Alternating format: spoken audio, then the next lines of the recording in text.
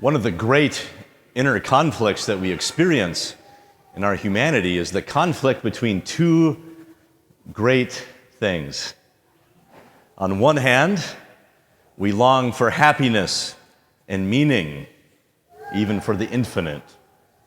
And then on the other hand, we're faced by the tragedy of the human situation. We experience suffering. We experience our finitude. And ultimately, we have great anxiety and fear of our death and what will see us through that. And so we experience this great inner conflict. How can I find happiness in a world, and even my own life, which is marked by tragedy and an ultimate ending? In the history of the world, there's four great options that we can choose from to reconcile this conflict. And our readings sort of engage this today in different ways. The first one really isn't an option. It kind of ignores the conflict, but it's called nihilism, in which you just deny that there's a chance for happiness. You just accept that the world is terrible, and you just sort of rebel against it. This is one option that many people choose throughout history. That it's just an absurd question. Just ignore that longing you have for the more and to be happy, and then you just make peace with the tragedy, and then things will be all right because you won't expect anything more from life. So it's just safer to believe in nothing, right? That's an option that many people take today. It's the classic, what's called nihilism. The second version is much more popular. It's what we hear about in our gospel today.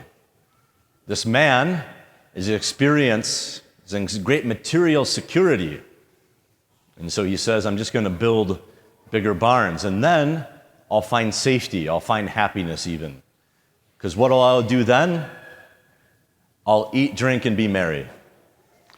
This was first, right? This is a famous philosophy of happiness that started with a Greek philosopher named Epicurus. This is called Epicureanism. Eat, drink, and be merry, for tomorrow we die. Today, many people still believe in this, except they just have a different term. They say YOLO, right? You only live once. But this was even popular in the Middle Ages. There's a great medieval drinking song named Gaudiamus igitur. Let us rejoice for it, therefore. Gaudiamus igitur juvenes dum sumus, for we are young. And so let us drink and be merry, right? So this is a perennial sort of path of life, Eat, drink, and be merry, for tomorrow we die. This is one potential way to reconcile this inner conflict between these two things, these two opposing things, our longing to be happy and the tragedy of life. So this is one option, right? This is one option. It's very popular, My life is short, so let me experience as many pleasures as I can, because this thing that's coming at the end of my life, this thing of death, is just so terrible. I can't think about it, I can't face it, so I'm just going to enjoy what I can while I can. But there's a futility to this, right? It sort of is it's kind of almost a false coping mechanism, and this is drawn out in today's gospel. Right? Jesus says there's a foolishness to this because it fails to store up where there's authentic treasure in heaven. It's not lasting. That moment will still come. And all those pleasures that one might have experienced, they're gone like the wind. They're gone like a poof of smoke. And so while it might seem pragmatic at first, it's ultimately not practical and pragmatic at all, because you still have to face this terrible moment at the end of your life where you have built up no treasure in heaven. And it's like, what will happen then is sort of the great question behind this. And clever people have figured this out throughout the ages, and so many times they choose the third option, which is in our first reading today. This great kind of option that's proposed or that's called out in his futility as well. But our first reading speaks about these people who pursue wisdom and knowledge, and they experience the futility of having to still die and pass it off to another. This is the third great path to attempt human happiness. This is maybe championed by what we might call the great modern project.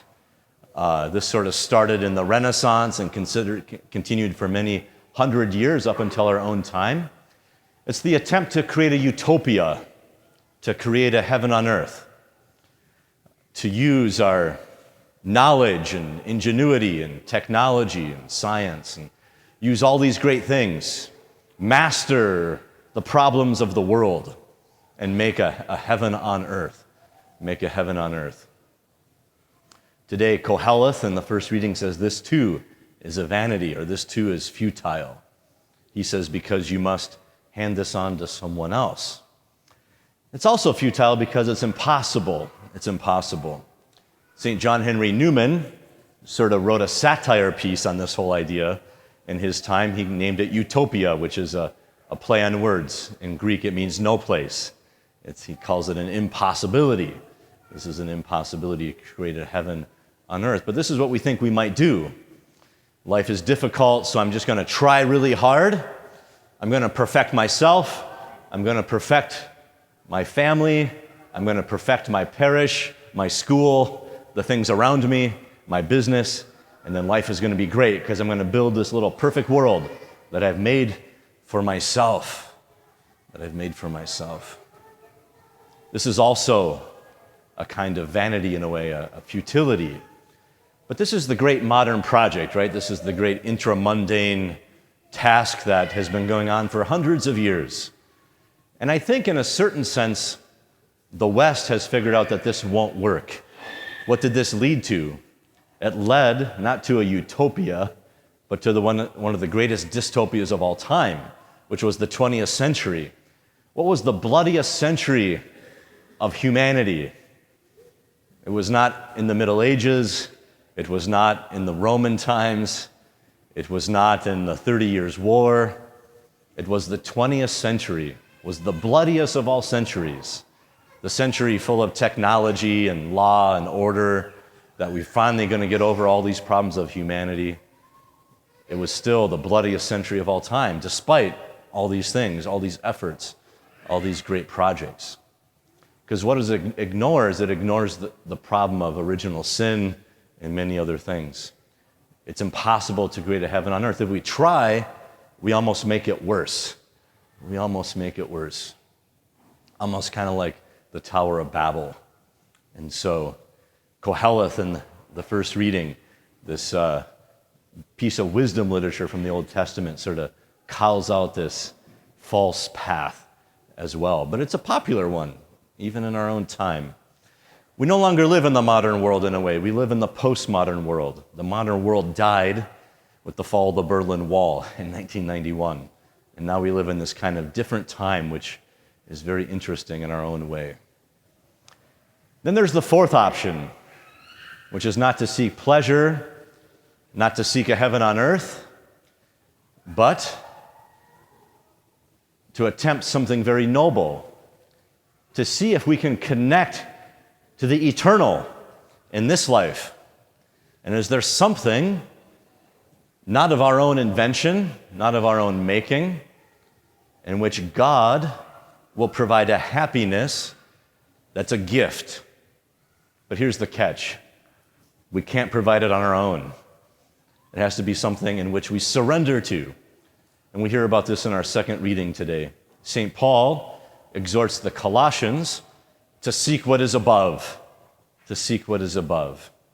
And maybe, just maybe, this might provide us a way out of the conundrum, not by trying to provide for ourselves, but how might we actually not just think of God as an idea in a faraway place, in his ivory tower of heaven, in his comfortable eternal solitude, but is it possible to belong to God and to connect to him in this life in a way which endures forever? Can we taste eternity now? And maybe that might get us through. Maybe that might actually offer us the happiness that we're looking for, both in this life and the next. And that's why we're here, aren't we, right? We're here not just to feel good about ourselves, not just to celebrate our neighborliness, but we're here to connect with God. We're here to conform to Him. We're here to be united with Him in love, for Him to purify us so that our hearts might become more like His heart and mind, that we are able to die to ourselves rather than find ourselves, that we're here to die to ourselves so that we can live again in Christ. Maybe that might be the way out. It might be the only way. But what's beautiful about our scriptures today is they say, all these other attempts, look at how futile they are. And we do this all the time, don't we? We try to find our happiness in these other ways. Eat, drink, and be merry, for tomorrow we die. Build my utopia. Forge my heaven on earth. In the end, they'll amount to nothing. But Christ offers us something unique. He says, come to me. Come to me. Come to know my truth. Come, know my love. Die to yourself and follow me. And you will find something so unique that this world cannot offer. I think that's the invitation we have today. To think about the futilities of so much of our life. To leave those things aside. And to seek Jesus and His kingdom first. Then, my friends, I think it might actually happen. We might find what we're looking for. We might find in Him our peace, our freedom, our joy, and our happiness. So let us leave the vain and futile things aside. Let us cling to Christ, for He is the way, the truth, and the life.